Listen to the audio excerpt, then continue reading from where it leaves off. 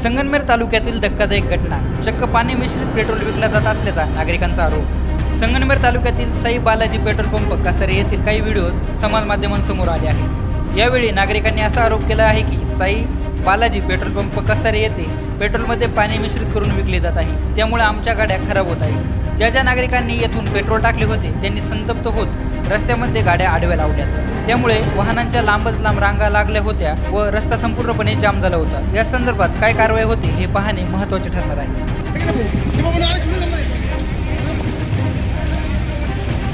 Sai Balaji petroleum भेसळ, निम्म पाणी निम्म पेट्रोल.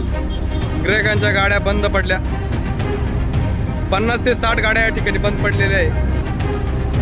नागरिकांनी, संतप्त नागरिकांनी रास्ता रोकोचा पवित्रा घेतलेला आहे.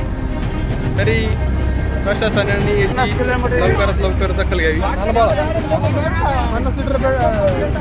50 लिटर टाकून गाडी गावातल्या गावात 50 किलोमीटर गाडी रिझर्व याच्यामुळे फिटरला विचारा का माझ्या गाडीला किती खर्च करेल फिटर सांगा.